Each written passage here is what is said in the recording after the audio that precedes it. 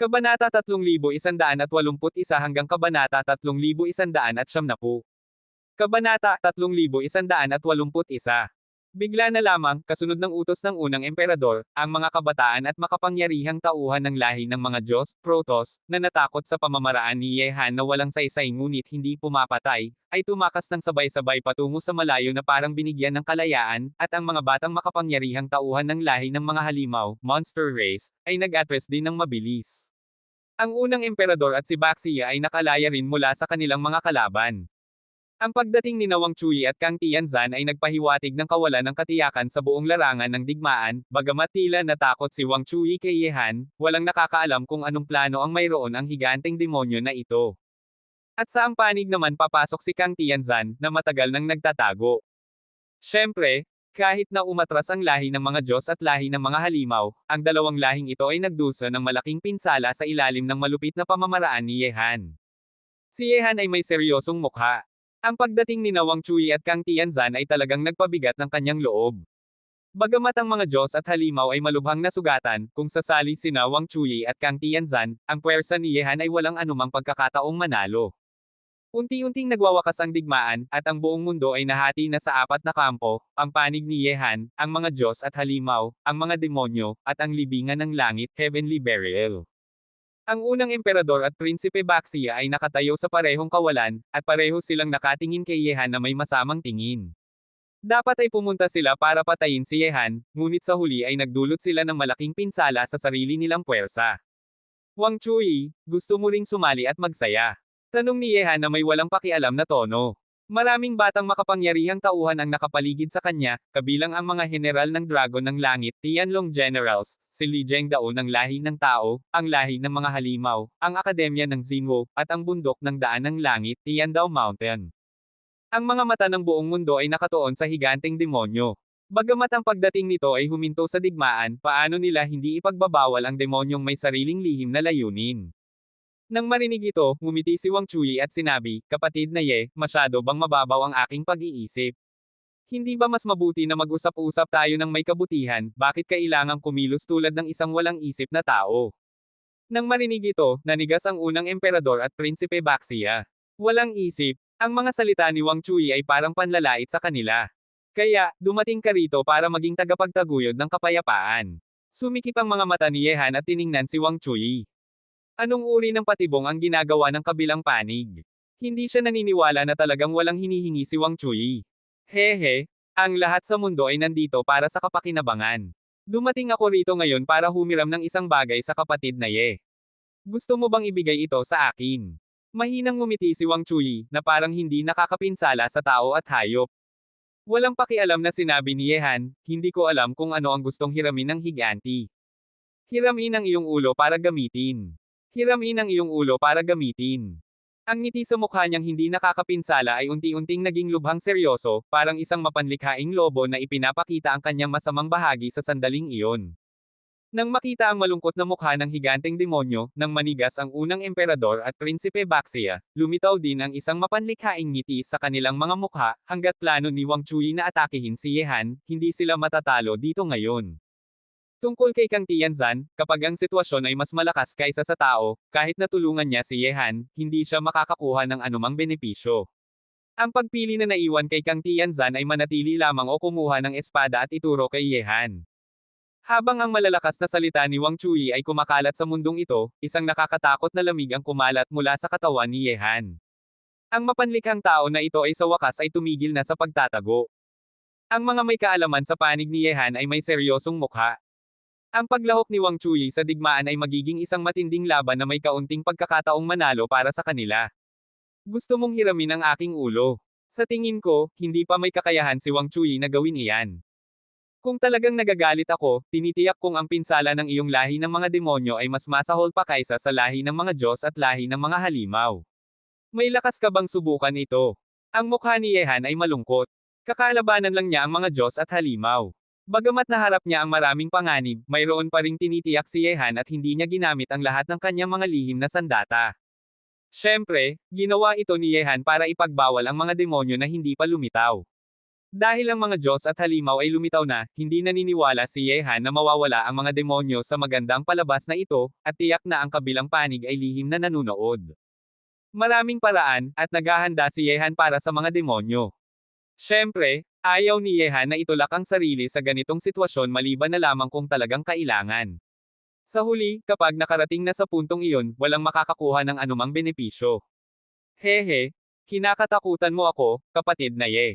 Ngunit si Wang Chui ay hindi pa nakakakita ng anumang multo at halimaw sa mahinang tubig. Paano ako matatakot? Nakangisi na sinabi ni Wang Chui, higit pa rito, para harapin ang isang may kaalaman na tulad ni kapatid na Ye, kung hindi ako ganap na sigurado, paano ako magkakaroon ng lakas ng loob na kunin ang iyong ulo? Nang marinig ito, nanigas ang mga mata ni Yehan. Sa susunod na sandali, nakita ang dalawang figure na lumitaw sa kampo ng mga demonyo, na agad na ginawang parang mabangis na hayop ang mga mata ni Yehan, at ang hindi mapigilan na malakas na puwersa ay patuloy na kumakalat mula sa kanyang katawan. Bagamat ang mga magagandang babae ay hindi pa nasa panganib ng kanilang buhay, ang kanilang mga mukha ay lubhang mapatla. Malinaw na sila ay malubhang nasugatan ng mga demonyo. Ngayon ay nasa hanay ng mga demonyo sila, na ang pinakamahusay na takot para kay Yehan. Wang Chui, may lakas ka bang gawin iyan? Nagalit ang mga general ng Tianlong, at ang katawan ni Ao Wachang ay may mas maraming pagnanasa na pumatay. Ang mga mukha ni Li Zhengdao at iba pa ay medyo pangit din. Gumamit ang mga demonyo ni Ye Qing at Ao Zishuan bilang pamato. Ang hakbang na ito ay talagang kumuha ng kahinaan ni Yehan. Kabanata 3182. Gaano kahalaga si Ye Qing sa puso ni Yehan? Lubos na alam ni Li Zhengdao at ang iba na si Yehan ay walang pag-aalangan na nakipaglaban sa Yaoqi, sa 12 templo ng universo, at kahit na sa mga henyong antas ng hari ng langit ng lahi ng tao para sa kanya noong labanan sa Yaoqi. Ngayon, ginagamit ni Wang Chui sina Ye Qing at Ao Zishuan bilang pamato. Kung talagang pipilitin niya si Yehan, may malaking mangyayari. Ang taong ito ay talagang mas mapanlikha kaysa sa atin.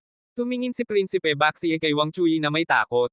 Sa apat na malalaking lahi na pumasok sa lungsod ng kapalaran, kung ang puwersa ay medyo buo pa, ito ay ang mga demonyo. Siyempre, malaki rin ang kaugnayan nito kay Wang Chui, ang pinuno. May kislap na lumitaw sa mga mata ng unang emperador. Sa bagay ng isip, hindi niya iniisip na mas mababa siya kay Wang Chui, ngunit sa bagay ng pagiging mapanlikha, talagang mas mahusay ang kabilang panig sa kanya. Marahil bago niya patayin si Yehan at makuha ang 50 milyong singsing ng buhay, walang pag-iisip ang kabilang panig na harapin si Yehan ng diretso. Kung hahawakan mo ang ahas sa 70 pulgada, ang babae ay ang 70 pulgada ni Yehan. Basta hawakan mo ang puntong ito, hindi ka mag-aalala na hindi susuko si Yehan. Hehe, talagang nararapat kang tawaging higanti ng lahi ng mga demonyo, sa iyong mahusay na puwersa, talagang nahawakan mo ang ugat ng buhay ng taong iyon. Ang sulok ng bibig ni Kang Tianzhou ay may kaakit-akit ng ngiti, parang iginagalang niya ang nakakagulat na pamamaraan ni Wang Chui, walang anumang pagsisikap, pinapahinto lang si Yehan na gumawa ng galaw na baka masira ang bagay na kanyang pinuprotektahan. Wang Chui, talagang ikaw ay mapanlikha. Bilang higanti ng lahi ng mga demonyo, ang iyong mga pamamaraan ay kahit na mas mababa pa sa unang emperador at sa Panginoon ng ibaba. Pinigilan ni Yehan ang malakas na pagnanasa na pumatay sa kanyang puso. Ang dalawa ni Ye Qing at Ao Zishuan ay pinipigilan ng mga demonyo, na nagpabigat ng kanyang loob. Bagamat ang kabilang panig ay mapanlikha, ang hakbang na ito ay talagang mas mahusay kaysa sa mga ginawa ng unang emperador at Baxia. Ang pagpapatomboy sa iba ng walang laban ay ginagawa siyang ganap na nasa kontrol ng iba. Hehe, sobra ang papuri mo sa akin, kapatid na Ye. Gusto mo na bang ibigay sa akin ang bagay na iyon ngayon? Mahinang ngumiti si Wang Chui. Sa sandaling ito, ganap niyang kinokontrol ang lahat, kahit na ang unang emperador at ang Panginoon ng ibaba ay hindi na gustong makisali. Ang mga Diyos at halimaw ay nagdusa ng malaking pinsala sa kamay ni Yehan, ngayon ay gusto na lang nila na mamatay si Yehan, at walang pakialam kung sino pa ang mamatay. Sa buong mundo, ang mga mata ng lahat ay nakatuon sa galit na si Yehan. Paano lalabanan ni Yehan si Wang Chui kung ang kanyang babae ay pinipigilan ng mga demonyo? Maliban na lamang kung susuko si Yehan sa buhay ng magagandang babae, ngunit kahit ganon, para kina Yehan at ang iba, magiging matinding laban pa rin ito na may kaunting pagkakataong manalo kung magkakasama ang mga demonyo, Diyos, at halimaw dito. Lalo na, paano susuko si Yehan kina Ye Qing at Ao Zishuan? Sa pagiging mapanlikha ni Wang Chui, kapag pumili si Ye Han na iwan sina Ye Qing at Ao Zishuan, tiyak na papatayin sila ng kabilang panig, sisirain ang magagandang bulaklak gamit ang mainit na kamay, at gagawin siyang napakasakit. Kapatid na Ye, sa tingin mo ba may kwenta ang pagpapahinga ng oras? Sa tingin mo ba talagang hindi ako makakapagpatay, Wang Chui? Ang pagpapalitan ng iyong buhay para sa dalawang buhay ay hindi masamang kalakalan para sa iyo. Unti-unting nawala ang tiyaga sa mukha ni Wang Chui. Talagang magandang kalakalan ito, Wang Chui. Minabuti ko na lang nababa ang tingin sa iyo, nanalo ka, at ang aking ulo ay nasa iyong kapangyarihan. Lumakad palabas si Ye Han na may seryosong mukha, ngunit ang kanyang tahimik na mga mata ay may kalituhan na nakakatakot. Kahit na mamatay na siya, hindi siya nagpakita ng anumang palatandaan ng paglaban. Boss, ang mga general ng Tianlong ay may pangit na mukha. Paano maaaring matapos lang ang marangal na punong Tianlong sa kamay ng mapanlikhang higanteng demonyo na iyon? Ikatlong kapatid. Nagulat sina Li Zhengdao at ang iba, ngunit ang tahimik na figure ay hindi tumigil kahit papaano, at tahimik na lumakad patungo sa direksyon ng mga demonyo sa ilalim ng tingin ng buong mundo. Mamatay para sa dalawang babae, tanga, ngunit tanging kapag ikaw ay patay na ay makakapagpakasaya ang mga tao. Sumigaw si Basia. Medyo iginagalang na niya si Wang Chui ngayon, ang mga bagay na gustong nilang gawin ay nagawa na nito. Xiaohan. Ang mga mata ni na Ye Qing at Ao Zishuan ay kasing lamig ng yelo. Ang binatang tahimik na lumalakad, walang anumang paglaban sa mukha, na parang handang mamatay ng may kagandahang loob, ay gumawa ng kanilang puso na parang sinusugatan ng karayom.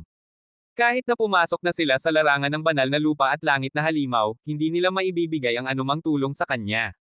Hehe, talagang malungkot na mawala ng isang kalaban, ngunit hindi tama na solusyonan ito isa-isa.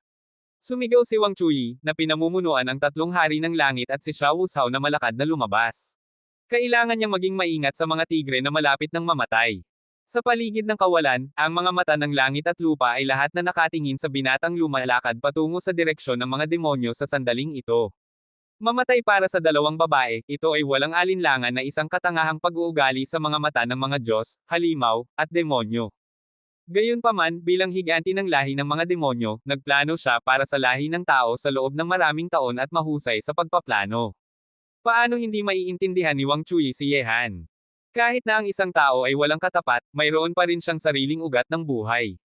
Basta hawakan mo ang ugat ng buhay na ito, maaari kang magplano ng estratehiya. Kaya, natagpuan ni Wang Chui sina Ye Qing at Ao Zishuan sa pamamagitan ng dambana ng kapalaran, at ginawa silang kanyang mga bilanggo para pigilan si Ye Han. Sa direksyon ng lahi ng tao, ang mga mukha ni na Li Zhengdao at ang iba ay lubhang malamig, ngunit alam nila na kapag gumawa na si Ye Han ng pagpili, walang magagawa silang paraan para pigilan ito kahit na gustuhin nila. Ang batang punong patriarka ay napakasinta, pinaiyak ang nagpapasakay ng baka. Ang nagpapasakay ng baka ay may malungkot na mukha, at kahit na ang matandang baka sa ilalim niya ay tila nararamdaman ang kanyang damdamin sa sandaling ito.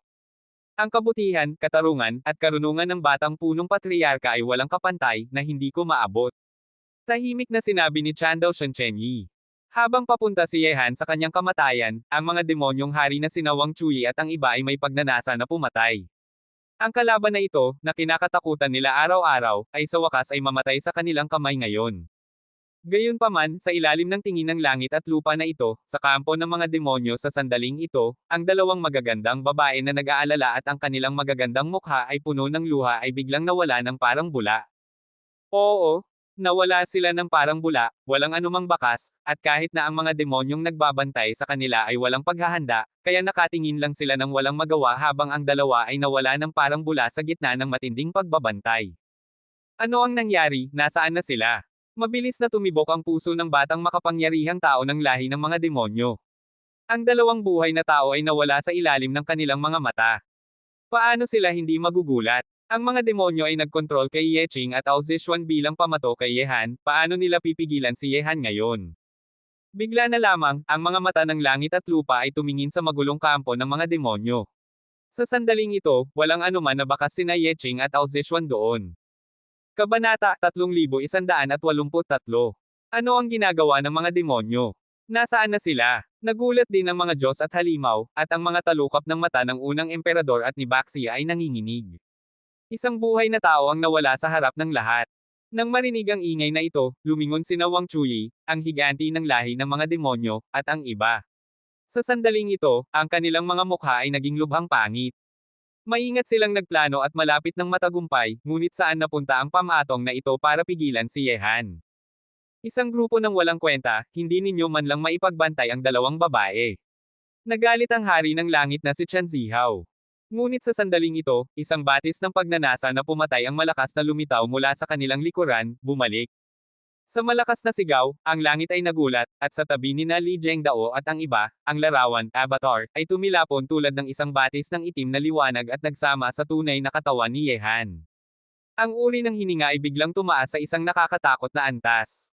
Lumingon sina Wang Chuyi at ang iba, ngunit sa sandaling ito, ang sumalubong kay Wang Chuyi ay isang nakakatakot na kamao, parang kayang sirain ang buong langit, at ang walang katapusang puwersa ng pagpatay ay nagtipon sa isang kamaong ito, na malapit ng malakas na ilabas. Wang Chuyi, libu-libong beses mong inakala, ngunit palagi kang nagkakamali, mamatay ka. Ang tunog ay patuloy na umuugong sa pagitan ng langit at lupa, ngunit ang mabangis at walang awa na kamao, tulad ng 1,000 talampakan na bundok, ay biglang bumagsak kay Wang Chuyi na may takot. Ang mga tainga ng 3 dakilang hari ng langit ng lahi ng mga demonyo at ng 4 na Xiao Wuji ay lahat nasira, na nagpapatakbo sa kanila na patuloy na umatras. Ang puwersa ng kamao ni Yehan ay nagulat sa buong mundo sa mga mata ng lahat. Ang higanti ng lahi ng mga demonyo, si Wang Chuyi, ay binaril ng ilang libong metro tulad ng isang patay na aso, at kahit na ang mga batang makapangyarihang tao ng lahi ng mga demonyo sa kanyang likuran ay lahat na tinapon, na ginagawa silang patagilid, at kahit na marinig ang tunog ng pagkabasag ng buto ng dibdib ni Wang Chuyi, ang dibdib ng kabilang panig ay ganap na umusok sa isang malaking bahagi. Bog! Sa huli, ang katawan ni Wang Chuyi ay tumama sa isang nag-iisang bundok na 10,000 metro ang layo. Ang nakakatakot na epekto ay nagpahati sa nag-iisang bundok, at ang katawan ni Wang Chuyi ay ganap na nakasuksok sa pinaghiwalay na bundok na ito, hindi alam kung buhay pa o patay. Ang puwersa ng isang kamao ay napakasakit. Sa buong mundo, ang lahat ay naging mapatla na may pagkagulat, kahit na ang mga mukha ng mga hindi kapani-paniwalang tao tulad ng unang emperador at Baxia ay nagpakita ng anyo ng takot at pangamba. Hindi nila inakala na mayroon pa ring ganitong nakakatakot na puwersa si Yehan. Sino si Wang Chuyi? Siya ang higanti ng lahi ng mga demonyo, ang pangalawang pinakamataas na hindi kapani-paniwalang tao sa listahan ng mga kandidato para sa emperador ng langit, at ang kanyang puwersa ay tiyak na hindi mas mababa sa unang emperador at ang iba, ngunit hindi niya mapigilan ang kamao ni Yehan. Kahit na, ang kamaong ito ay maaaring pumatay kay Wang Chuyi. Nagulat ang mga demonyo. Tumingin sila sa binatang nagpapalabas ng walang katapusang kabaliwan tulad ng isang Diyos ng demonyo, at lahat sila ay umatras na may takot. Ang higanti ng mga demonyo, si Wang Chuyi, ay sinuntok ni Yehan, hindi nila kahit na nagsisikap na harapin si Yehan. Imbes, ang kamao ng boss ay napakasaya. Panahon na para turuan ang mapanlikhang tao na ito. Ang mukha ni Leng Shuya ay may pagkagulat at kagalakan, at kahit na sina Li Zhengdao at ang iba ay may hindi mapigilan na anyo ng pagkagulat sa kanilang mga mukha. Bagamat alam nila na ang larawan ni Yehan ay magiging mas malakas kaysa sa karaniwan kapag nagsama sa tunay na katawan, hindi nila inakala na magiging napakalakas nito. Iyan si Wang Chuyi, ang higanti ng lahi ng mga demonyo, ang lahat ng henyo sa mundo ay kailangang tumangala sa kanya. Napakalakas ng batang punong patriarka. Hinampis ng nagpapasakay ng baka ang matabang puwit ng matandang baka, at sinabi na may kagalakan, nagdulot ito ng malakas na hiyaw ng kawalan ng kasiyahan mula sa matandang baka. Pagsasama ng larawan, Avatar Fusion. Ang mukha ni Kang Tianzan ay matigas. Alam din niya na ang larawan ni Yehan ay magiging napakasakit pagkatapos niyang magsama sa kanyang tunay na katawan, ngunit hindi nila inakala na pagkatapos ng pagsasama ng larawan ni Yehan sa kanyang tunay na katawan, magiging napakasakit ito hanggang sa makagambala sa buong mundo. Isang kamao lang, hindi lamang hindi alam kung buhay pa si Wang Chuyi, kundi nagulat din ang lahat ng mga demonyo. Kung talagang ikaw ay magagalit sa taong ito, kailangan mong magbayad ng malaking halaga. Sa kasamaang palad, si Wang Chuyi ay tumapat lang sa pinakamababang linya ni Yehan. Bakit biglang naging napakasakit ang taong ito? Maaari bang gumamit siya ng isang uri ng lihim na paraan para biglang taasan ang kanyang puwersa sa labanan? Nagulat si Prinsipe Baxia, kung gumamit din si Yehan ng ganitong napakasakit na puwersa noong siya ay nakipaglaban sa 5 batang makapangyarihang tao ng Protoss kanina, baka ang hindi alam kung buhay pa o patay ngayon ay ang unang emperador. Mga demonyo, tumapat kayo sa aking pinakamababang linya, si Yehan. Sino mang tumapat sa aking mga kamag-anak at kasintahan, patayin, sino mang tumapat sa aking mga kapatid at kaibigan, mamatay. Ang nakakatakot na liwanag ng demonyo ay mabilis na kumikislap sa mga mata ni Yehan, at tumakbo siya ng isang hakbang sa kawalan. Sa sandaling iyon, nasa harap na siya ng mga nakakatakot na mukhang makapangyarihang tao ng mga demonyo. Ngayon, gamit ang aking katawan na may sumpa, pinarurusahan kita. Sinasabi kong ang lungsod ng kapalaran ay magkakaroon ng masamang kapalaran, at ang lahat ng pagkakataon ay mawawala. Gawin. Sa sandaling ito, ang nakakatakot na batas ng sumpa ng langit at lupa ay bumaba, at ang puwersa ng batas na nagpapahinto sa tao ay mabilis na binalot ang lahat ng makapangyarihang tao ng lahi ng mga demonyo. Sa pagitan ng langit at lupa, ang likod ng binata ay parang isang henerasyon ng mga Diyos. Sa sandaling ito, bilang isang Diyos, pinarurusahan niya ang mga demonyo. Ang batas ng sumpa ay binalot ang lahat ng makapangyarihang tao ng mga demonyo, na ginagawa silang parang may ulap ng dumi. Ang uri ng duming ito ay tulad ng masamang kapalaran. Basta't nasa lungsod ng kapalaran pa sila, laging kasama sila nito at ginagawa silang magkaroon ng masamang resulta sa lahat ng bagay. Ang duming ito ay hindi lamang nagpapahina ng kanilang lakas, kundi binabawasan din ang kanilang magandang kapalaran. Kapag ang magandang kapalaran ay hamina at ang masamang kapalaran ay nakasabit, ang mga demonyo ay walang anumang kalamangan sa lungsod ng kapalaran, at mayroong walang katapusang masamang kapalaran na naghihintay sa kanila. Kabanata 3184. Ang sumpa na inilagay ni Yehan sa mga demonyo ay naiiba sa sumpa na inilagay ng hindi kilalang tao kay Kang Tian. Ang sumpa na inilagay ng hindi kilalang tao kay Kang Tian ay ang 7 araw na sumpa. Sa loob ng 7 araw, mamatay siya bigla. At ang sumpa na inilagay ni Yehan sa mga demonyo ay isang uri ng pagkakaroon na halos tulad ng masamang kapalaran. Bagamat hindi pa kailanman nagsanay si Yehan ng pamamaraan ng sumpa, matapos niyang maunawaan ang batas ng sumpa, nakakuha pa rin si Yehan ng ilang magaspang na kaalaman mula sa batas ng sumpa tungkol sa mga paraan ng sumpa. Siyempre, ang pamamaraan ng sumpa ni Yehan ay hindi maihahambing sa tunay na pamamaraan ng sumpa. Ang tagal at lokasyon ng pamamaraan ng sumpa ni Yehan ay may hangganan, at ang tunay na pamamaraan ng sumpa ay mananatiling magpakailanman kung hindi aalisin ng taong naglagay ng sumpa, hindi limitado sa anumang rehiyon. Sa sandaling ito, tiningnan ang maruming hininga na namumutawi sa ibabaw ng ulo ng mga makapangyarihang demonyo, nagulat ang parehong mga Diyos at halimaw. Pagkatapos nilang umatras ng ilang libong metro, natakot silang maapektuhan ng puwersa ng sumpang ito. Sa sandaling ito, si Yehan ay isang Diyos ng sumpa sa kanilang mga mata, bawat salita at tingin ng kabilang panig ay may dalang masamang puwersa. Hindi inakala ng unang emperador at prinsipe Baxia na may puwersa ng sumpa si Yehan, at sa sandaling ito, ginagamit niya ang kanyang sariling puwersa para sampain ang lahat ng makapangyarihang demonyo dito. Ang puwersa ng sumpa ay ipinagbabawal sa lupain ng mga Diyos at demonyo, isang lihim at nakakatakot na puwersa. Walang sino man ang makakapagbawal sa ganitong uri ng puwersa. Kapag ikaw ay nasumpaan, magiging napakasakit na bagay ito, kahit na mas mahirap unawain kaysa sa pagkalason. Batas ng sumpa, kailan kinontrol ng ikatlong kapatid ang puwersang ito? Nagulat sina Li Zhengdao at ang iba dahil hindi pa nila nakita ang batas ng sumpa sa kontinente ng mga Diyos at demonyo, and ito ay kabilang sa puwersa ng batas sa mga alamat. Nakita nila lamang ang pagkakaroon ng puwersa ng batas na ito sa ilang sinaunang talaan, at ang tanging pagpili para sanayin ang ganitong uri ng puwersa ng batas ay ang katawan na may sumpa. Ang batang punong patriarka ay talagang isang tao ng langit. Sinabi ng nagpapasakay ng baka na may pagkagulat na mukha. Lumitaw ang mga mata ni Chen Yi at sinabi, hindi nakakagulat na tinanggap ni Daozo at ang kanyang matandang tao ang batang punong patriarka bilang alagad. May kakaibang paningin si Daozo, at ang batang punong patriarka ay isang Diyos na tao, at tanging ang mga pambihirang talino tulad ng batang punong patriarka ang nararapat na maging alagad ng matandang tao ni Daozo. Hindi nakakagulat na kumuha ng panganib ang taong ito para maging tagadala. Napakasakit ng batas ng sumpa, na nagpapasaya sa akin na kaunti na inggitin ang taong ito, ngunit anong uri ng katawan ng taong ito? Bakit ang lahat ng uri ng puwersa sa mundo ay madaling kinokontrol ng kanya? Bagamat nagulat si Kang Tianzan, ang kanyang puso ay puno ng mga tanong. Kung walang isang uri ng malakas at hindi kapani-pani walang katawan si Yehan, walang sino man ang maniniwala dito. Batas ng sumpa, talagang itinago ng walang kwentang tao na ito ng malalim. Kung hindi inis ni Wang Chuyi sa kanya, walang sino man ang makakaalam na mayroon siyang batas ng sumpa. Naiwan sa malayo si Yehan at bitbit si Wang Chuyi na hindi alam kung buhay pa o patay, ang takot sa mga mata ni Prinsipe Baxia ay parang naging totoo.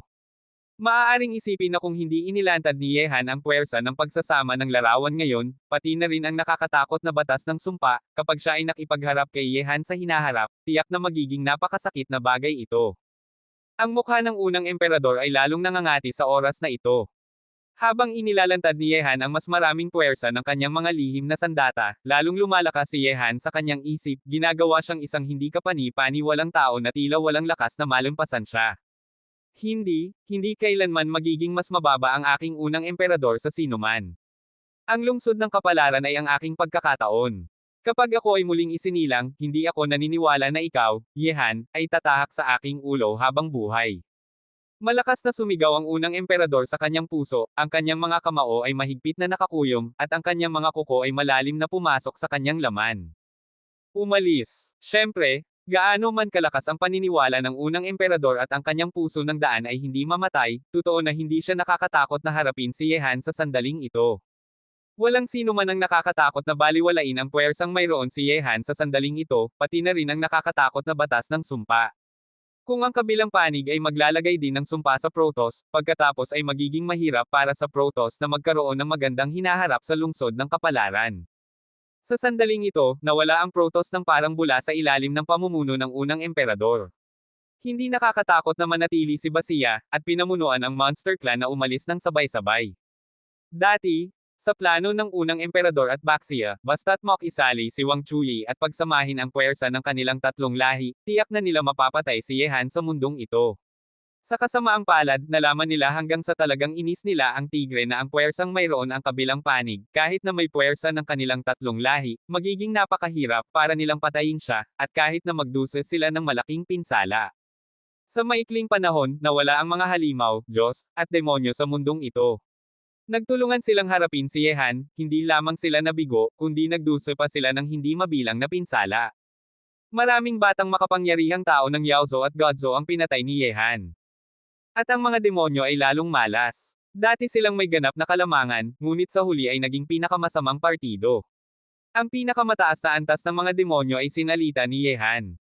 Habang sila ay nasa lungsod ng kapalaran, laging mayroon silang masamang kapalaran, lahat ng pagkakataon ay mawawala, at mayroon pa ring maraming hindi alam na panganib na naghihintay sa kanila, masamang kapalaran.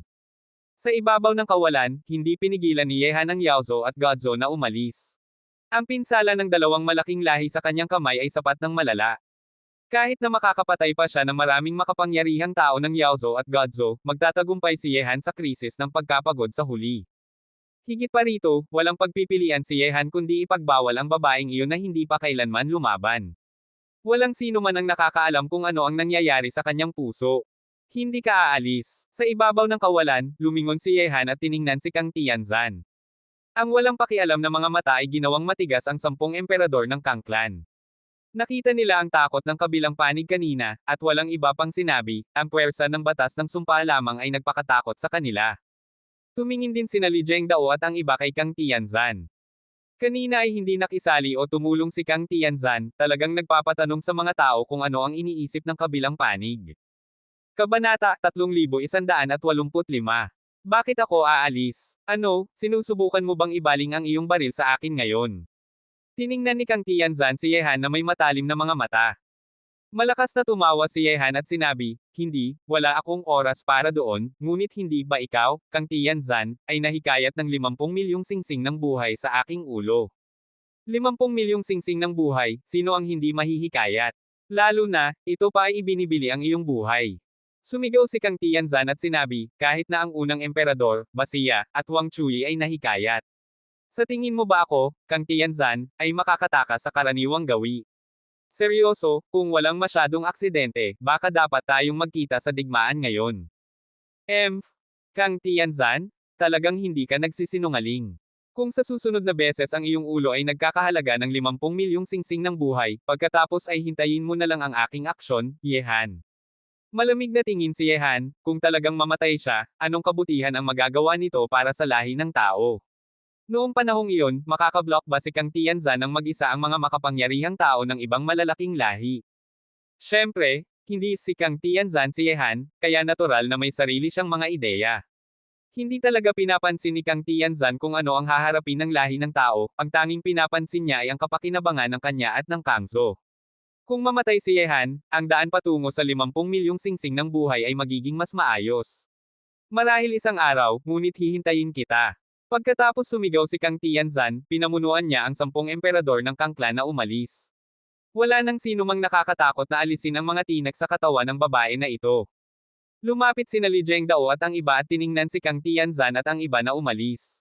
Bagamat hindi lumaban ang kabilang panig ngayon, mayroon siyang intensyon na gawin ito. Sino ang nakakatakot na hindi ipagbawal ang isang babae tulad ni Kang Tianzan? Kahit na ang mapanlikhang tao tulad ni Wang Chui ay medyo natatakot kay Kang Tianzan sa kanyang mga salita.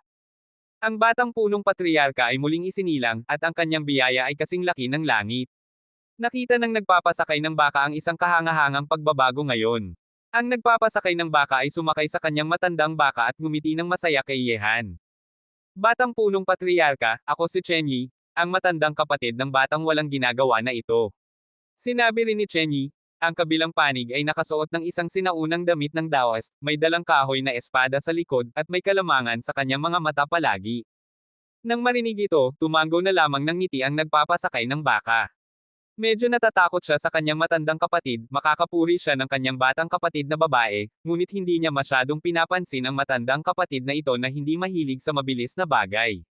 Kung hindi ka sumunod sa kanya, gustong niyang turuan ka ng leksyon, at makakahanap siya ng anumang dahilan. Tumango si Yehan at sinabi kina Chen Yi, nagpapasakay ng baka, at Xi Yiran, salamat sa inyong tulong ngayon. Sinabi ni Chen Yi, ang batang punong patriarka ay ang aking ikalawang henerasyon sa Tiandao Mountain, kaya natural na hindi tayo dapat manatiling walang ginagawa bilang mga alagad at apo. Ikatlong kapatid, si Binibining Yeching at ang iba. Nagulat din sina Li Zhengdao at ang iba sa pagkakakilanlan ni Yehan bilang alagad ng Daoist ancestor ng Daoist Mountain, ngunit ngayon ay hindi oras para talakayin ang pagkakakilanlang ito. Nang marinig ito, may maliwanag na lumitaw sa mga mata ni Yehan at sinabi, kung tama ang hula ko, dapat itong gawin ng batang babae na iyon. Malinaw pa ring tanda ni Yehan na noong una siyang pumasok sa ikalawang rehiyon, inilipat siya doon ni Ziyi sa isang malaking halaga, nang walang dahilan, at ngayon ay nawala ng parang bula sina Yeching at Aozishuan sa mapanganib na kampo ng mga demonyo, napakakapareho nito sa eksenang iyon noong una. Kaya, pagkatapos makita sina Yeching at Aozishuan na nawala sa kampo ng mga demonyo, hinala ni Yehan na si Ziyi ang lihim na gumawa ng aksyon, ngunit talagang matalino ang batang babae na ito. Ang hari ng demonyo na si Wang Chui ay maingat na kumuha ng ugat ng buhay ni Yehan, ngunit madali niyang nalutas ito ng isang kamay. Kung hindi nakisali si Ziyi sa lihim, harapin ang pagkakakulong kina Yeching at Aozishuan ng mga demonyo ngayon, talagang walang pagpipilian si Yehan kundi mamatay para palakasin ang kaligtasan ni Yeching at Aozishuan. Siyempre, determinado si Yehan na mamatay, kaya siya ay nagtaya sa isang sagot. Kung mamatay ang tunay na katawan sa digmaan, makakapagpatuloy pa ba ang larawan? Kung oo, tiyak na mawawala si Yehan ng ilang buhay. Kung hindi, pagkatapos ay sa lungsod ng kapalaran na ito, magtatapos lamang si Yehan na may galit. Sa kasamaang palad, pagkatapos makisali si Ziyi, walang pagkakataon si Yehan na magtaya sa sagot na ito, at kung maling taya siya, talagang walang pagkakataon siyang magsimula muli. Totoo nga, sa oras na ito, sa malayo, 3 figure ang paparating sa hangin. Ang maliit na batang babae na nakatayo sa harap niya, na nakasuot ng pulang damit buong taon, ay tiningnan si Yehan na may pagmamalaki na may kanyang maliliit na kamay sa likod. Sa kanyang likod ay sina Yeching at Aozishuan. Nang makita ito, huminga ng maluwag sina Li Zhengdao at ang iba. Alam nila na ang mga babae ay ang ugat ng buhay ni Yehan. Kung mayroon pang ibang aksidente kina Yeching at Aozishuan, magiging walang kabuluhan ang lahat. Ang pagkakaroon ni Ziyi, alam na ito ni Li Zhengdao at ang iba. Ang kabilang panig ay lihim at malakas, ito lang ang kanilang alam tungkol kay Ziyi. Wala silang ideya tungkol sa tunay na pagkakakilanlan ng batang babae na ito. Xiaohan. Tumakbo sina Yeching at Aozishuan patungo kay Yehan. Ang eksenang kanina ay talagang ginawa ang kanilang puso na umangat sa kanilang lalamunan. Nang makita na maayos si Yehan, natural na huminga sila ng maluwag. Mabuti na lang, tandaan mo ang sinabi ng matandang Daoist. Hindi ako mamamatay, paano ako mamatay ng ganun kadali? Pinigilan ni Yehan ang dalawang magagandang babae sa kanyang bisig, at pagkatapos ay tiningnan ng batang babae na dumating sa harap niya. Paano mo gustong pasalamatan ako ngayon? Itinaas ni Ziyi ang kanyang ulo at tiningnan si Yehan na may pagmamalaki, at ngumiti. Sinabi ni Yehan, batang babae, may utang ako sa iyo ngayon. Kung mayroong mga utos sa hinaharap, hindi ako makakatanggi. Hindi masama, at hindi sayang na nagastos ko ang ilang singsing ng buhay. Nilagay ni Ziyi ang kanyang labi. Pagkatapos lumitaw ang mga demonyo, dumating din si Ziyi dito. Nang makita na kinuha sina Yeching at Ao Zishuan, tahimik na umalis si Ziyi, humarap sa ilang tao na nanunood ng palabas sa lihim, at kumuha ng kanilang mga singsing ng buhay sa tabi, at pagkatapos ay tumakbo sa dambana ng kapalaran para ilipat sina Yeching at Ao Zishuan dito. Kabanata 3186. Ikatlong kapatid, bagamat nalutas na ang krisis ngayon, ngunit kung ang iyong misyon ay nananatili sa listahan ng mga gawain ng isang araw pa, ang kasakiman ng mga tao ay magiging lalong malakas. Maliban na lamang kung umalis ka agad sa ikatlong rehiyon at pumasok sa ikaapat na rehiyon, ang krisis ay talagang mawawala. Mayroon pang isang lihim na pangungusap si Li Zhengdao na hindi niya sinabi. Bagamat ang lahat dito ay tumulong kay Yehan ngayon, walang tiyak na ilan sa kanila ay magiging sakam at biglang patayin si Yehan pagkatapos ng mahabang panahon. Sa huli, mahirap na ipagbawal ang sariling mga tao. Boss, bakit hindi ka muna umalis sa ikatlong rehiyon? Sinabi rin ni Leng Shuya. Nang marinig ang sinabi ng dalawa, umiling si Yehan at sinabi, bagamat hindi ko alam kung bakit ang aking pangalan ay lumitaw sa listahan ng mga gawain, at ang gantimpala ay napakalaki, laging kong malalaman ito. Dahil ang lahat ay tumulong sa akin ngayon, si Yehan, pagkatapos ay ikaw ang kaibigan na kinikilala ko na si Yehan. Tumulong ka sa akin, hindi ako maaaring umalis na lamang ganito. Mayroon ng isang malaking pagkakataon, gusto kong ibahagi ito sa inyo. Malaking pagkakataon. Tiningnan ni Li Zhengdao at ang iba si Yehan na may pagdududa. Mayroon akong susi para buksan ang lahat ng hindi alam na lugar sa lungsod ng kapalaran. Malalim na huminga si Yehan, at handa na pa ring sabihin ang lihim na ito. Sa lungsod ng kapalaran, kailangan niyang kumuha ng isang grupo ng mga taong mapagkakatiwalaan. Dahil mapagkakatiwalaan sila sa lungsod ng kapalaran, mas mapagkakatiwalaan sila kapag bumabalik sa kontinente ng mga Diyos at demonyo, at handang gawin ito ni Yehan para makakuha sila ng mga pagkakataon at mapahusay ang kanilang puwersa. Bukod pa rito, gustong alisin ng mga tao ang mga pagdududa tungkol sa 50 milyong gantimpala ng singsing ng buhay, at huminto sa pagiging sakam kay Yehan, maliban na lamang kung mayroong bagay na mas nakakahikayat, at ang lahat ng hindi alam na lugar sa lungsod ng kapalaran ay sapat ng nakakahikayat. Kinokontrol ni Yehan ang susing ito, at may walang katapusang mga pagkakataon na sumusunod sa kanya. Sino ang makakatanggi sa nakakahikayat na ito? Ang susi sa lahat ng hindi alam na lugar. Nang ang mga salitang ito ay lumabas sa bibig ni Yehan, nagulat ang lahat ng tao sa paligid, at lahat sila ay tiningnan si Yehan na may kawalan ng paniniwala. Sa pangkalahatan, sa mga hindi alam na lugar, karaniwang may malakas na pamana ng sinaunang mga Diyos sa loob, o isang napakahalagang kayamanan, isang pagkakaroon na hindi mahahanap. Sa lungsod ng kapalaran, ang pagkakataong makatagpo ng isang hindi alam na lugar ay isang uri ng swerte na, at ang pagkakataong pumasok doon para makakuha ng pamana ay lalong isang malaking swerte. Gayunpaman, kung gusto mong pumasok sa hindi alam na lugar, maliban na lamang kung ikaw ay inaprobahan ng hindi alam na lugar, kung hindi man kahit na makahanap ka ng hindi alam na lugar, hindi ka makakapasok doon, tulad ni Li Zhengdao at ang anak na babae ng muling pagkabuhay. Nakapasok sila sa isang hindi alam na lugar, ngunit nang hanapin ito ni Yehan, hindi siya makakapasok. Siyempre, noong panahong iyon, hindi alam ni Yehan na ang kanyang mahiwagang braso ay makakapagbukas ng mga hindi alam na lugar. Kaya, ang bawat hindi alam na lugar ay karaniwang inihanda para sa mga taong may kapalaran. Kung mayroon kang kapalaran sa kanya, makakakuha ka ng pagkakataon. Kung walang kapalaran sa kanya, maaari mo lang tingnan ang bundok ng kayamanan ng hindi pumasok. Tiningnan ng mga tingin na may kawalan ng paniniwala sa paligid, ngumiti si Yehan at sinabi, bakit, lahat ba kayo ay naniniwala sa akin, Yehan? Boss, hindi ka ba nalito sa labanan? Sinabi ni Leng Shuya ng walang biauching, hindi lamang siya ang hindi naniniwala, kabilang na rin sina Li Zhengdao at ang iba, Xu Chaoj at ang iba, Chen Yi at ang iba na may kaunting kawalan ng paniniwala sa mga salita ni Yehan. Iniikot ni Yehan ang kanyang mga mata at sinabi, sa tingin mo ba magpapasaya ako sa ganitong uri ng bagay? Basta't makahanap ako ng isang hindi alam na lugar, makakabukas ako nito. Sa mga taong narito, tanging si Ziyi ang alam na hindi nagbibiro si Yehan. Bagamat nakita ni Yeching at Ao Zishuan ang pamamaraan ni Yehan sa pagbubukas ng palasyo, hindi nila alam na makakabukas si Yehan ng lahat ng hindi alam na lugar.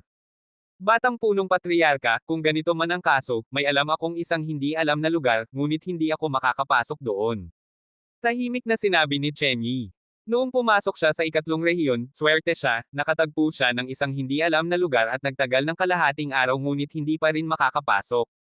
Sige, dalhin mo ako doon, tutulungan kitang buksan ang hindi alam na lugar na ito. May kumpiyansa na tingin si Yehan, dahil napagpasyahan na niyang ibahagi ang lihim ng braso ng mga Diyos at demonyo, syempre na hindi itatago ni Yehan ang anumang bagay. Maaari silang tumayo para sa kanya sa anumang kritikal na sandali, at mapagkakatiwalaan sila. Dahil mapagkakatiwalaan sila sa lungsod ng kapalaran, na puno ng mga tukso ng kapakinabangan, kapag bumabalik sila sa kontinente ng mga Diyos at demonyo, mas mapagkakatiwalaan ang mga taong ito. Bukod pa rito, sa lungsod ng kapalaran, kailangan niyang kumuha ng isang grupo ng mga kasapi ng koponan na mapagkakatiwalaan at malakas, para sa bagay na ito, ang anumang krisis sa lungsod ng kapalaran ay maaaring harapin ng mahinahon. Bukod pa rito, kahit na sa kasalukuyang grupo ng mga tao, mayroon pa ring mga taong napakalakas na nahikayat sa misyon ni Yehan, ngunit basta't buksan ang hindi alam na lugar, ang uri ng tukso na ito ay ganap na mas malakas kaysa sa 50 milyong singsing ng buhay. Malinaw na kung alin ang mas kapaki-pakinabang kaysa sa pag-atake kay Yehan. Tungkol sa lahi ng tao, bagamat hindi pa ibibigay ni Yehan ang buong lahi ng tao ngayon, tiyak na hindi na siya nag-aalala tungkol sa lahi ng tao tulad ng dati. Sa ilalim ng pamumuno ni Chen Yi, 2 oras pagkatapos, ang lahat ay dumating sa isang napakakumpleto na estatwa. Kahit na matapos ang maraming taon, ang estatwa ay hindi nasira kahit papaano, na nagpapalabas ng isang matagal na kapaligiran. Batang Punong Patriarka, ito ang lugar. Ang estatwang ito ay ipinagbawal ng isang sinaunang hadlang. Kapag hawakan mo ito, magdudusa ka ng isang nakakatakot na pagbabalik. Sinabi ni Chen Yi kay Yehan. Tumango si Yehan at sinabi, dahil natagpuan ito ng Tiandao Mountain, ito ay pag-aari ng Tiandao Mountain. Walang ibang makakapag-agaw nito. Ito ang tuntunin. Sino mang nakatagpo nito ay pag-aari niya. Magiging ganun din sa hinaharap kung makakita ka. Walang makakapag-agaw ng pagkakataong sa iyo. Ang mga mata ni Yehan ay tumingin sa grupo ng mga taong sumusunod sa kanya. Ang kanyang mukhang tahimik na mga mata ay nagpapakita ng isang nakakatakot na presyon. Walang nagsalita. Hindi pa alam kung makakabukas si Yehan ng hindi alam na lugar, lahat sila ay tiningnan ng susunod na galaw ni Yehan. Sa ganitong tingin, malakad na lumakad pasulong si Yehan, ang mga braso ng mga Diyos at demonyo ay nanginginig, at sa paligid ng mundo, ang nakakatakot na puwersa ng mga sinaunang Diyos at demonyo ay biglang nagtipon, at ang mga larawan ng mga Diyos at demonyo sa langit ay sumisigaw, at pagkatapos ay isang kamao ang inilabas ni Yehan, lahat ay nakita na isang layer ng malakas na hadlang na biglang lumitaw sa paligid ng estatwa. Kabanata 3187. Mabuti na lang. Nagulat si Chen Yi. Noong una, plano niyang gamitin ang malakas na puwersa para sirain ang hadlang, ngunit nagdusa siya ng isang nakakatakot na pagbabalik. Akala niya na kapag sinubukan ng sinuman na sirain ang hadlang na ito, lahat sila ay magdudusa ng pagbabalik, ngunit nang gumawa ng aksyon si Yehan, walang ganitong sitwasyon. Buksan. Bumigkas ng mahina si Yehan, at ang patuloy na puwersa ng mga sinaunang Diyos at demonyo ay nakakabit sa hadlang, na patuloy na sumisira ng isang butas dito. Talagang binuksan, talaga bang mayroong susi ang boss para buksan ang hindi alam na lugar? Tiningnan ni Leng Shuya ang butas sa hadlang ng walang biaoqing, at ang puso ni Li Zhengdao at ang iba ay puno ng pagkagulat. Batang Punong Patriarka, hindi mo ako niloloko. Sinabi ng nagpapasakay ng baka na may anyo ng paggalang. May kislap na lumitaw sa tahimik na mga mata ni Chen Yi, nagpapasakay ng baka, Yi Ren, sumunod sa akin papasok. Pagkatapos sabihin iyon, nauna nang pumasok si Chen Yi sa pasukan, sumunod ang nagpapasakay ng baka na nasa matandang baka, at si Xi Yiren ay sunod-sunod na nawala sa pasukan. Bumawi si Yehan ng puwersa ng mga Diyos at demonyo, at ang paukang binuksan niya ay dahan-daang nagsasara. Nang makita ito, ang mga tao sa paligid ay bumalik sa kanilang katwiran mula sa pagkagulat. Kung hindi nila nakita ito sa kanilang sariling mga mata, mahihirapan silang maniwala na ang hindi alam na lugar na may malaking pagkakataon ay binuksan ng napakadali. Gayunpaman, dahil sa kanilang nakita, naramdaman nila ang kanilang puso na nangangati. Ano ang mangyayari kung nakakuha sila ng 50 milyong singsing ng buhay at pumasok sa ika-8 rehiyon ng maaga? Kahit na ang lahat ay pumasok sa ika-8 rehiyon at makahanap ng hindi alam na lugar, ngunit hindi makakapasok, wala pa rin silang nakuhang benepisyo, ngunit iba ang sumusunod kay Yehan, basta't makahanap sila ng hindi alam na lugar, makakabukas ito ng kabilang panig. Sa sandaling ito, ang lahat ng mga tingin kay Yehan ay puno ng maiinit na kulay. Sa kanilang mga mata, si Yehan ay parang isang daloy na silid ng kayamanan, at isa ring walang katapusang silid ng kayamanan. Ikatlong kapatid, ang iyong mahiwagang braso. Nakita na ni Li Zhengdao ang pahiwatig, at ang kanyang puso ay nagulat. Hindi nagpaliwanag si Yehan ng anumang bagay, tiningnan ang paligid at sinabi. May maraming hindi alam na lugar sa bawat rehiyon ng lungsod ng kapalaran. Maaaring wala kang kakayahang pumasok, ngunit basta't magtulungan kayo, hindi ito mahirap na hanapin. Sino mang makatagpo nito, tutulungan ko siyang buksan ang hindi alam na lugar. Kahit na hindi mo mahanap ito sa ikatlong rehiyon, walang problema, mayroong ikaapat na rehiyon, ikalimang rehiyon, ikaanim na rehiyon, at kahit na ang huling ikalabindalawang rehiyon ay naghihintay pa rin sa atin. Nang marinig ang mga salita ni Yehan, ang mga mata ng lahat ay naging lalong mainit. May siyam pang rehiyon sa likod, kahit na isang bulag na pusa ay makakatagpo ng isang patay na daga. Ang ideya ni Yehan ay napakasimple, ang puwersa ng isang tao ay napakahina. Sa halip na ibahagi ang hindi alam na lugar sa ibang tatlong malalaking lahi, mas mabuting bumuo ng isang koponan ng mga taong mapagkakatiwalaan at kumuha ng lahat ng hindi alam na lugar sa 12 rehiyong ito. Ang ideya ay matapang, ngunit napakasakit. Ang mga taong mapagkakatiwalaan sa lungsod ng kapalaran ay maaari pa ring mapagkakatiwalaan kapag bumabalik sa lupain ng mga Diyos at demonyo. Handa si Yehan na gawin ito sa pamamagitan ng pagkuha ng mga hindi alam na lugar para mapahusay ang puwersa ng mga taong ito. Kapag ang puwersa ng mga taong mapagkakatiwalaan na ito ay bumuti, ang mga taong nakatanggap ng biyaya ni Yehan sa lungsod ng kapalaran ay tiyak na hindi mananatiling walang ginagawa. At ang pinakamahalaga, ang hinaharap ng mga taong ito ay tiyak na napakalakas. Kapag sila ay lumaki, magiging sila ang isang nakakatakot na puwersa at tiyak na makakatulong ng marami kay Yehan. Hindi nakalimutan ni Yehan ang sinabi ng unbeaten Swordmaster, ang lungsod ng kapalaran ay ang kanyang pagkakataon. Ano ang pagkakataon? Ang pagkakaroon ng lungsod ng kapalaran ay isang pagkakataon, at isa ring pagkakataon para palakasin ang puwersa sa paligid mo. Kapag umalis ka na sa lungsod ng kapalaran, makakapagtatayo ka ba ng matibay na pundasyon? Ito ay napakahalaga para sa hinaharap na kaligtasan ni Yehan sa kontinente ng mga Diyos at demonyo. Para kay Yehan, ang pagtitiwala sa mga taong nasa harap niya ay mas mahusay kaysa sa pagtitiwala sa lahi ng tao. Hindi bababasa ang mga taong ito ay tumayo para labanan para kay Yehan sa pinakamapanganib na sandali, habang ang lahi ng tao ay hindi kailanman lumitaw, kahit na ang pagpaplano para sa 50 milyong singsing ng buhay sa ulo ni Yehan ay nagpahirap sa kanya ng kaunti.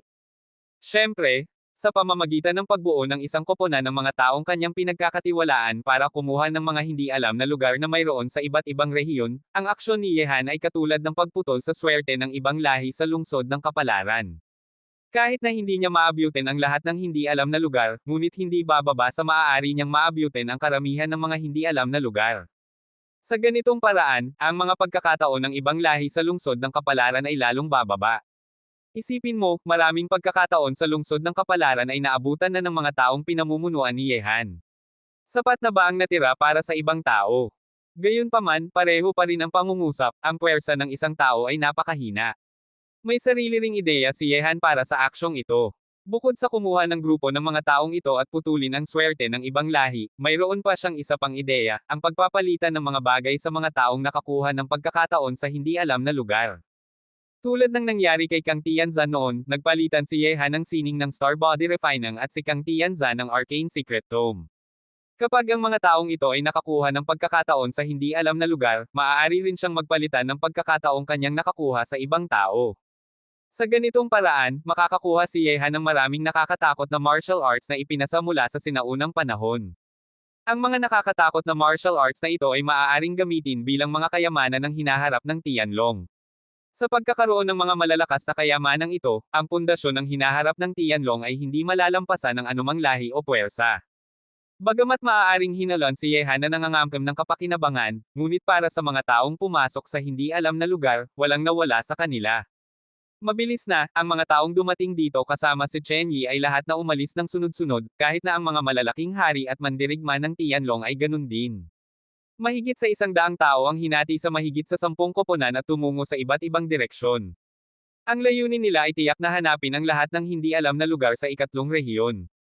Kahit na hindi nila mahanap ang lahat ng hindi alam na lugar sa ikatlong rehiyon, maaari pa rin silang makahanap ng ilan. Siyempre, bago umalis, ang bawat koponan ay nagtatag ng ugnayan kay Yehan. Kapag nakahanap sila ng hindi alam na lugar, ipapaalam nila kay Yehan sa pamamagitan ng Soul Jade Sleep. Sa totoo lang, kalahati ng mga hindi alam na lugar na kanilang makikita ay pag-aari ni Yehan. Sa pagkakataong ito, pinanatili ni Yehan sina Yeqing at Ao Zishuan sa kanyang tabi, at si Zi ay pinanatili rin sa kanyang tabi. Bagamat ang tatlong tao ay hindi kasing malakas ng isang malaking koponan, ngunit kapag nakakakilala sila ng mga mapanlikhang tao tulad ni Wang Chui, may maraming paraan silang harapin sila. Ibinunyag mo agad ang lihim ng God Demon Arm, hindi ka ba natatakot na ibigay ka ng mga ito? Ibinaba ni Ziyi ang kanyang ulo at tiningnan si Yehan. Hindi siya sumasang-ayon sa ginawa ni Yehan. Sa lungsod ng kapalaran, hindi dapat masyadong gumamit si Yehan ng puwersa ng God Demon Arm, magdudulot ito ng maraming problema sa kanya. Kabanata 3188. Sinabi ni Yehan, kung mayroon kang lihim na makakapagbigay sa iyo ng malaking benepisyo, handa ka bang ibunyag ito? Ngayon ang lihim ng God Devil Arm ay hindi lamang sa akin, kundi pati na rin sa kanila. Ang lihim na ito ay makakapagbigay sa kanila ng hindi maipagkakailang benepisyo, kapag ibinunyag, anong kabutihan ang magagawa nito sa kanila? Sinabi ni Ziyi, ngunit ang paggawa nito ay may panganib din. May tiyak na panganib, ngunit ang benepisyo ay talagang malaki, kaya mas gustong kong kumuha ng panganib at subukan ito. Siyempre, hindi mahuhulaan ni Ziyi ang iniisip ni Yehan, kung hindi, tiyak na ibibigay niya sa kanya ng isang malakas na tingin at tatawagin siyang isang maliit na fox. By the way, naalala ko na sinabi mo sa ikalawang rehiyon na hindi dapat masyadong gumamit ng God and Demon Arm sa lungsod ng kapalaran. Magdudulot ito ng panganib sa akin, at ang mga panganib na ito ay hindi mula sa mga tao ng lupain ng mga Diyos at demonyo. Ngayon dapat mong ipaliwanag ito. Tiningnan ni Yehan si Ziyi. Ang dahilan kung bakit niya pinanatili ang kabilang panig ay dahil nais niyang malaman kung ano ang alam ng kabilang panig. Noong una, nagpadala si Ziyi ng mataas na halaga kay Yehan para buksan ang isang hindi alam na lugar para sa kanya. Pagkatapos lumabas ang kabilang panig, binalaan niya si Yehan na hindi dapat masyadong gumamit ng braso ng Diyos at demonyo sa lungsod ng kapalaran, ngunit ano ang dahilan? Hindi sinabi ng kabilang panig.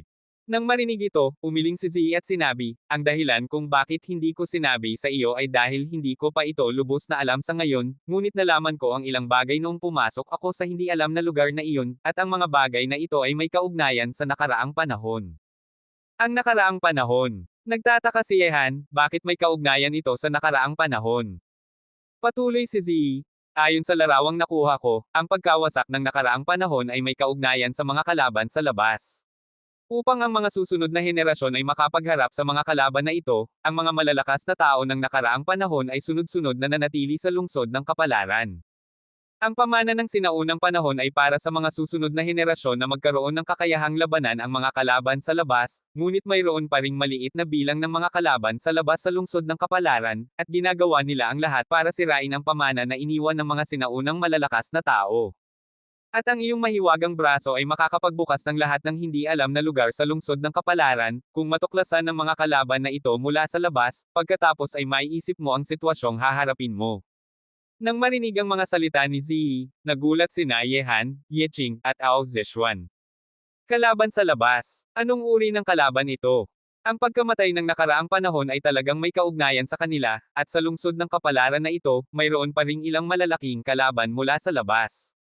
Ang mga salita ni Ziyi ay sumabog sa isip ni Yehan tulad ng isang bomba, ginagawa itong imposibleng lunukan nila sa isang iglap.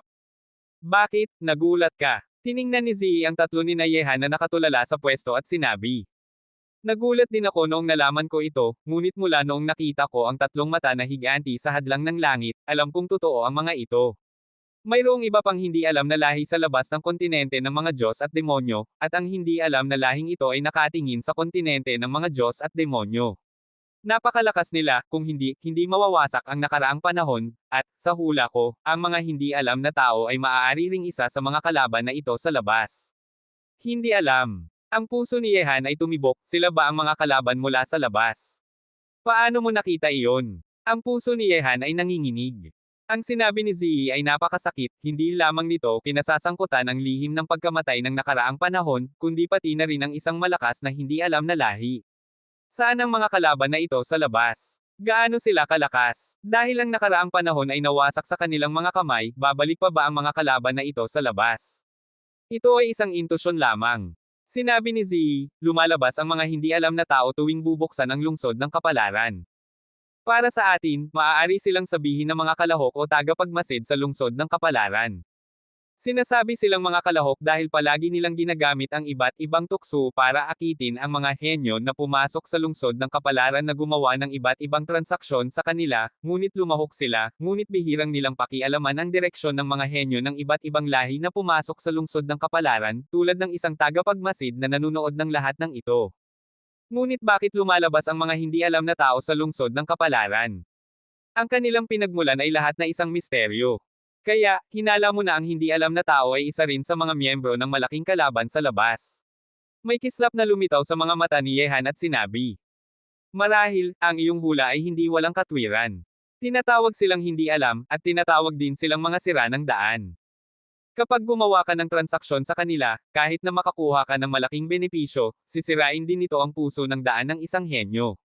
Magiging napakahirap na maabot ang tuktok sa hinaharap. Sinabi mo na bihirang pakialaman ng mga hindi alam na tao ang direksyon ng mga henyo ng lahat ng lahi sa lungsod ng kapalaran, ano kung walang taong karapat-dapat na pakialaman nila. Higit pa rito, bagamat sila ay nagtutransaksyon, sinisira din nila ang isang henyo na may magandang hinaharap, at nakipag-usap na ako sa halimaw na ito ng higit sa isang beses. Ano, posibleng ang hindi alam na tao ay sumusunod sa iyo. Nakikialam sa iyong gawain. Tumaas ang itim na kilay ni Ziyi. Sinabi ni Yehan, posibleng talaga na nakatingin sila sa akin, at mas malamang na nais nilang malaman ang lihim ng pagbubukas ng hindi alam na lugar mula sa akin. Ngunit dahil ang batas ng sumpa na kinokontrol ko ay ang kanilang kaaway, sa tingin ko hindi na nila ako gagambolain muli sa hinaharap. Mali, kung ang hindi alam ay talagang isang miyembro ng malaking kalaban sa labas, at nakatingin din sila sa katotohanan na makakabukas ka ng hindi alam na lugar, pagkatapos ay hindi lamang nila patuloy na gagambolain ka, kundi gagawin din nila ang lahat para sirain ka. Hindi ba't napagdaanan mo lang ang isang krisis ng buhay at kamatayan? May kislap na malubha sa mga mata ni Ziyi. Ang mga mata ni Yehan ay kumikislap at sinabi, ibig mong sabihin ang 50 milyong gantimpala ng singsing ng buhay na misyon. Sinabi ni Ziyi, maaaring hindi ito kanilang gawa, ngunit hindi maalis ang posibilidad na ito. May pakiramdam ng pagsasabuatan sa iyong misyon mismo. May malaking kamay na lihim, handang atakehin ka. Xiaohan, kung talagang ang mga hindi alam na tao ang nagtatrabaho sa lihim, pagkatapos ay sa kanilang walang hangganang kakayahan, talagang magiging napakapanganib. May kislap na pag-aalala sa mga kilay ni Yeching. Ang presyon ni Yehan sa pagharap sa mga batang malalakas na tao ng lahat ng lahi ay sapat ng malaki, at ngayon ay may kaugnayan na ito sa isang kalaban mula sa labas. Hindi pa rin alam kung ano ang mangyayari sa susunod. Nagkagat din ng labi si Ao Zishuan. Kung hindi dahil sa maraming paraan at malalakas na sandata ni Yehan, mahihirapan siyang malampasan ang krisis na ito ng mag-isa. Kung may mas malaking krisis na naghihintay kay Yehan, magiging hindi maiisip ito. Sinabi ni Ziyi, natatakot akong hindi lamang ang hindi alam na tao ang nagtatrabaho sa lihim. Hindi namin alam ng marami tungkol sa lungsod ng kapalaran, at maraming hindi alam na lihim ang naghihintay sa atin na matuklasan. Kung ang hindi alam na tao ay talagang isang kalaban mula sa labas, at hindi lamang sila ang mga kalaban sa labas sa lungsod ng kapalaran, magiging napakakahirap ito. Nang marinig ito, ang isip ni Yehan ay may larawan ng mga hindi alam na tao, larawan ng mga tatlong mata na higanti, at ilang hindi alam na bangkay sa sinaunang larangan ng digmaan, pati na rin ang mga tupan na ulo na halimaw na hindi pa niya nakita sa lupain ng mga Diyos at demonyo. Ang kanilang pinagmulan ay puno ng mga misteryo at hindi alam, at tila, lahat sila ay maaaring makipag-ugnayan sa hindi alam na kalaban sa labas. Mukhang magkakaroon pa ako ng isa pang pagpupulong sa mga halimaw na ito. May kislap na galit sa mga mata ni Yehan. Kung talagang may hindi alam na tao sa likod ng kaganapang ito, tiyak na gagawin niyang magbayad ang kabilang panig. Gustong mong atakehin ang isang hindi alam na tao. Tiningnan ni Ziyi si Yehan. Kung talaga silang ito, sa tingin mo hindi ako maghihiganti. At kung hindi ako magtatagumpay ngayon, walang susunod na pagkakataon, kaya kailangan kong kumilos muna at ganap na alisin sila. May kislap na galit sa mga mata ni Yehan, tumingin siya sa mundo. Ang mga hindi alam na tao ay lalabas lamang kapag ang isang tao ay sakam, at kung nais niyang akitin sila, marahil ay maaari niyang gamitin ang taktikang ito. Kabanata 3189. Agad na tinawag ni Yehan ang kanyang larawan. Kapag nakipagharap sa isang hindi alam na tao, kailangang gumawa si Yehan ng buong paghahanda. Hindi na kailangang sabihin ni Yehan ang anumang bagay, umalis ang larawan at nagtago sa paligid ng mundo. Pagkatapos, isang walang katapusang pagnanasa ang lumabas mula sa katawan ni Yehan. Ang uri ng pagnanasang ito ay gumawa kay Yehan na tila naging isa pang tao, isang Yehan na puno ng walang katapusang kasakiman. Nang makita ito, hindi pinigilan ni Ziyi. Bagamat hinala niya na ang hindi alam na tao ay isang miyembro ng kalaban sa labas, at ang krisis na hinarap ni Yehan ngayon ay maaaring kanilang gawa, ngunit ang hula ay hula lamang, wala pa ring tiyak na sagot. Maaaring lamang kapag ang hindi alam na tao ay naakit, makikita ang huling sagot. Labas ka na, alam kong nandito ka na. Tumingin si Yehan sa kawalan, ang kanyang walang katapusang kasakiman ay tulad ng isang baha na pumuputok sa pader, ang uri ng kasakimang ito ay ang pinakamagandang pampataba para sa mga hindi alam na tao, at ang mga hindi alam na tao ay tulad ng mga asong nangangaso, basta't may ganitong uri ng puwersa, lalabas sila agad. Ho! Batang lalaki? Mukhang naiintindihan mo na, di ba? Bigla, isang nakakatakot na tinig ang lumabas mula sa kawalan na ito, at pagkatapos ay sa kawalan na daan-daang metro ang layo kay Yehan, isang hindi alam na tao ang biglang lumitaw na parang isang multo. Ang kulay ng kanyang damit ay itim na parang ulap ng bagyo, at ang kanyang presensya ay kasing lamig ng yelo, hindi lamang nakakatakot tulad ng mga multo kundi pati na rin nakakapasok sa mga tao. Hindi alam. Nang makita ang kabilang panig na lumitaw, ang tatlong tao ni Nazi ay tiningnan siya ng matitigas. Lumabas si Yehan na may malungkot na mukha. Tiningnan niya ang hindi alam na tao at sinabi, tinawag kita dito para magtanong ng ilang tanong. Maaari lamang tayong magpasya kung karapat-dapat kang makipagkalakalan sa akin pagkatapos mong sagutin ang mga ito. Ho! Madali lang sabihin, ngunit mas mabuting panatilihin mong totoo ang iyong salita. Bagamat talagang malakas ang iyong batas ng sumpa, imposibleng mong harapin ako. Malakas na tumawa ang hindi alam na tao ng masama. Naiinip si Yehan na mag-aksaya ng oras sa hindi alam na tao na ito, at napakasakit para sa kanya na makipag-usap sa kanya kahit na isang beses pa, kaya sinabi niya agad, ang unang tanong, ikaw ba ang nasa likod ng gantimpala na misyon ng 50 milyong singsing ng buhay? Well, mukhang napansin mo na ang bagay na ito. Dahil ganito ang kaso, dapat mong malaman ang aking mga pamamaraan, at ang pakikipagkalakalan sa akin ay makikinabang ka lamang.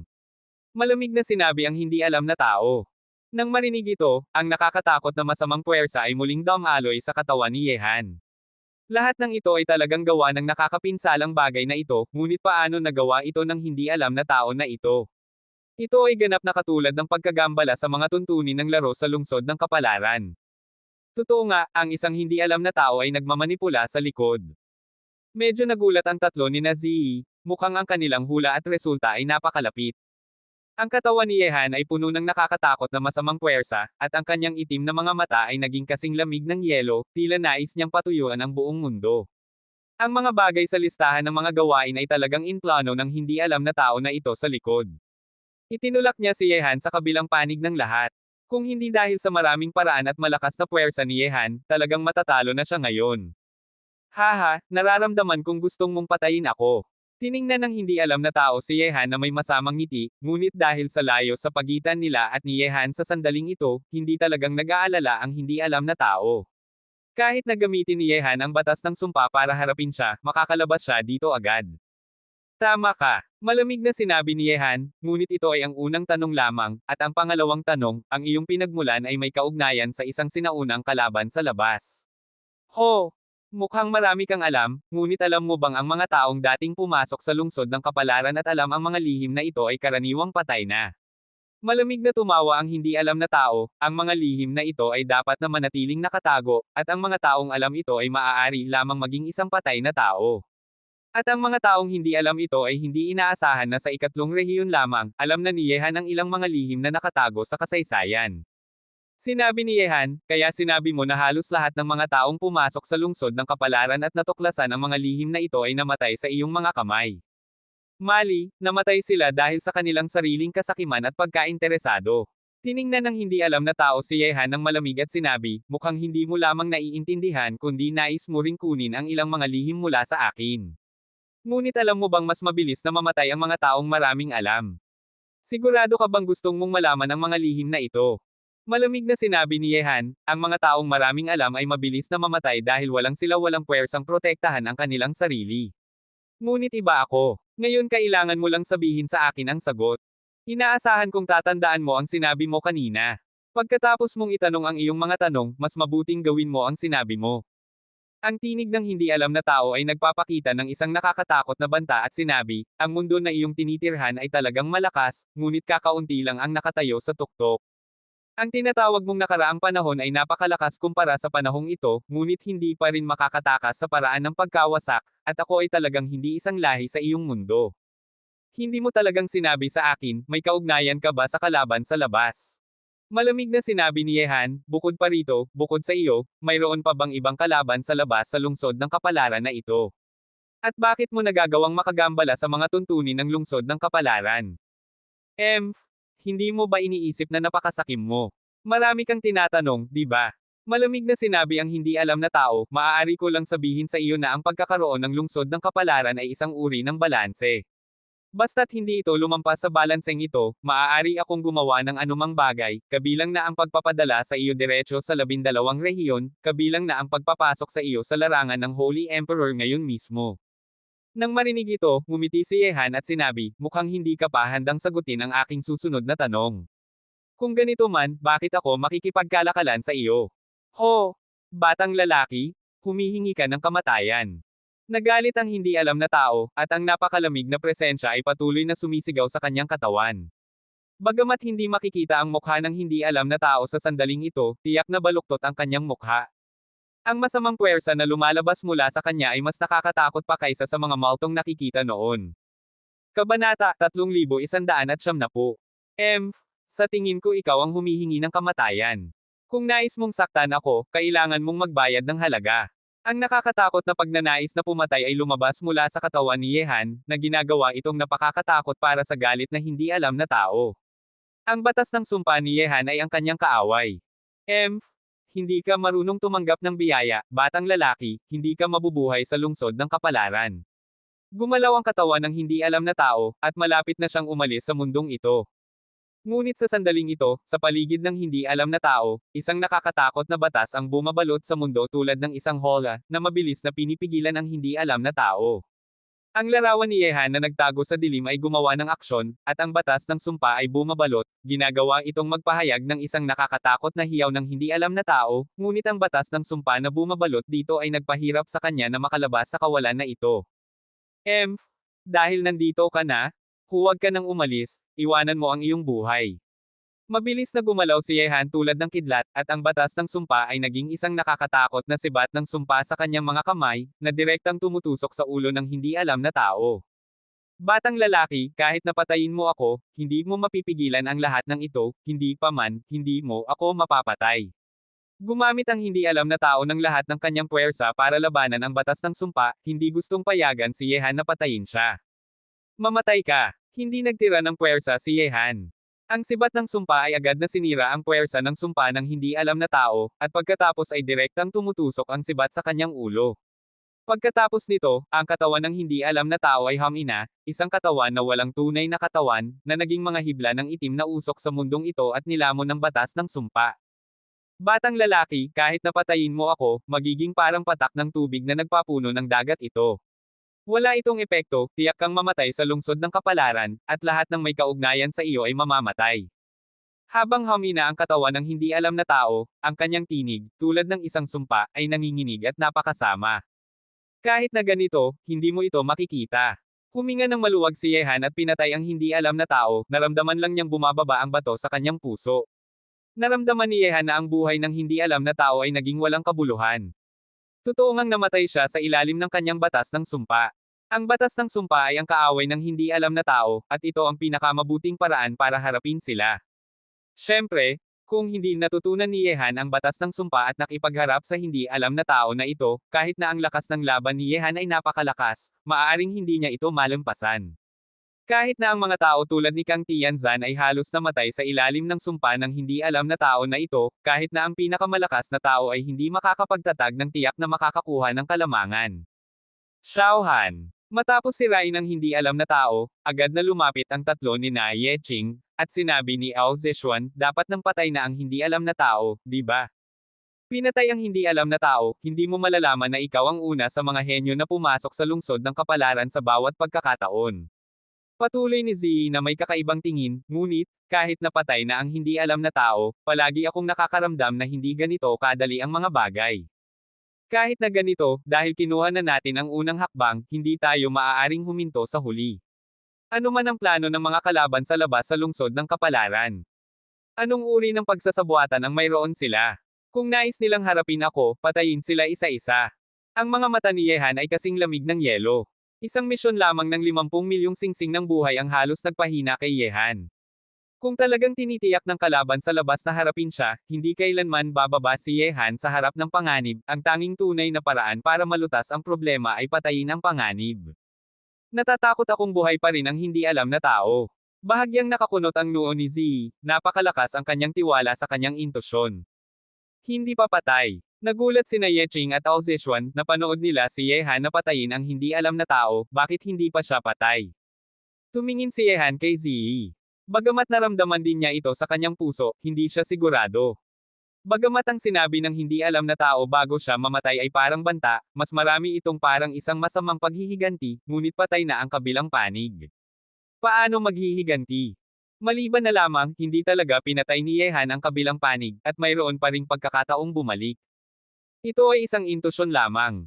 Napakakaunti ng alam nating lahat tungkol sa mga kalaban na ito sa labas. Umiling si Ziyi, naramdaman niyang hindi niya maipaliwanag ang bagay na ito. Sinabi ni Yehan, anuman ang kung patay na ang hindi alam na tao o hindi, alam natin ang ilang bagay. Ang pagkawasak ng nakaraang panahon ay talagang may kaugnayan sa kalaban sa labas. Mayroon talagang mga kalaban sa labas ng kontinente ng mga Diyos at demonyo, ngunit ang hindi alam na tao na ito ay napakamaingat at hindi sinabi sa atin ang maraming kapaki-pakinabang na impormasyon, at hindi niya direktang inamin kung may kaugnayan siya sa kalaban sa labas. Mayroon pa bang ibang kalaban sa labas sa lungsod ng kapalaran? Bakit niya nagagawang makagambala sa mga tuntunin ng lungsod ng kapalaran? Nang marinig ito, sinabi ni Ziyi, kaya, marami pa tayong kailangang tuklasin ng ating sarili. Maraming hindi alam na lihim ang nakabaon sa lungsod ng kapalaran, ngunit kung talagang tinitiyak ng mga kalaban na ito sa labas na harapin ka, ang pag-atake mo sa hindi alam na tao ngayon ay malamang na naging isang tinag sa kanilang panloob, at ang daan sa harap ay maaaring maging mas mahirap. Sinabi ni Yehan, kung hindi ako atakehin ng tao, hindi ako aatake ng tao. Dahil nais nilang atakehin ako, hindi ba nila pinapayagan akong gumanti? Higit pa rito, kung may kalaban sa labas sa lungsod ng kapalaran, pagkatapos ang kanilang plano ay tiyak na malaki, marahil, ang kanilang plano ay ang buong kontinente ng mga Diyos at demonyo, tulad ng nakaraang panahon. Sa huli, tayo ay magiging magkasalungat sa kanila.